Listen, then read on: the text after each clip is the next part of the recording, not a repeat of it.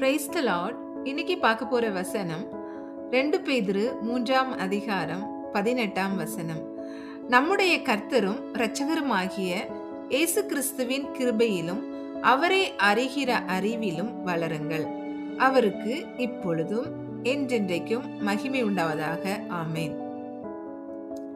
இந்த வசனத்தை பார்த்தோம்னா எப்படி நம்ம குழந்தைங்களை கர்த்தருடைய கிருபையிலும் அவரை அறிகிற அறிவிலும் வளர்த்தணும் அப்படிங்கிறதுக்கு ரொம்ப எக்ஸாம்பிளா பேரண்ட்ஸ்க்கு நம்ம இந்த வசனத்தை எடுத்துக்கலாம். அப்படித்தானே? ஆஸ் அ பேரண்ட் இந்த இந்த காலகட்டத்தில் நிறைய சேலஞ்சஸ் கிட்ஸ் ஃபேஸ் பண்ணுறதை நம்ம பார்க்குறோம். அப்படிதானே?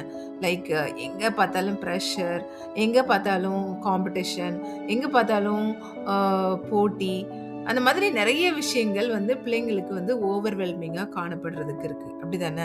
ஆனால் எப்படி நம்ம கர்த்தருடைய பிள்ளைகளா நம்ம எப்படி நம்மளுடைய குழந்தைகளுக்கு ஒரு அம்மாவாக இருந்து நம்ம எப்படி ப்ரேயர்ஃபுல்லாக குழந்தைங்களை கொண்டு போகணும் அப்படிங்கிறதுக்கு உதாரணமாக நம்ம இந்த வசனத்தில் பார்த்தோம்னா, அதாவது நம்முடைய கர்த்தரும் இரட்சகருமாகிய இயேசு கிறிஸ்துவில் உள்ள கிருபையிலும் அவரை அறிகிற அறிவிலும், அதாவது கர்த்தருடைய கிருபையிலும் அவரை அறிகிற அறிவிலும், அதாவது கர்த்தரை பத்தி தெரிஞ்சுக்கிற நிறைய நாலேஜ், அதாவது அதை பத்தி நம்ம கொடுக்கறதுலயும் வளர்த்தணும் அப்படின்னு சொல்லி இதுல தெளிவா சொல்றத பாக்குறோம். இது குழந்தைங்களுக்கு மட்டும் இல்ல, ஈவன் நம்ம பெரியவங்களுக்குமே இது ஒரு ஆப்டாகக்கூடிய ஒரு வசனம் தான். அப்படிதானே?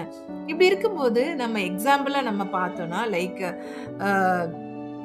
மோசஸ் இருக்காங்க. மோசஸ் ரொம்ப திக்கு வாயுள்ள ஒரு மனுஷன். அப்படிதானே?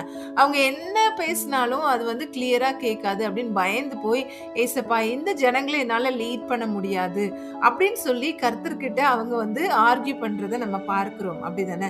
அதே மாதிரி நம்மளுடைய குழந்தைகள் இந்த நேரத்துல என் குழந்தை இப்படி இல்லையே, அப்படி இல்லையே, என்னோட குழந்தை பேசுறது ரொம்ப கிளாரிட்டியா இல்லையே, என்னோட குழந்தை இந்த இந்த உலகத்துல எப்படி பண்ண போறாங்க அப்படின்னு நிறைய நம்ம as a parent we might be thinking, right? That is the normal thinking of all the parents. அப்படிதானே?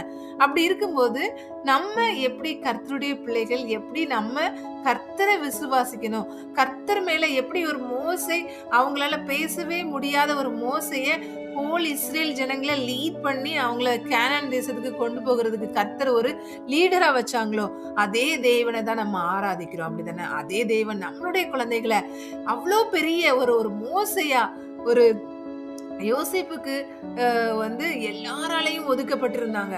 ஆனா அவங்கள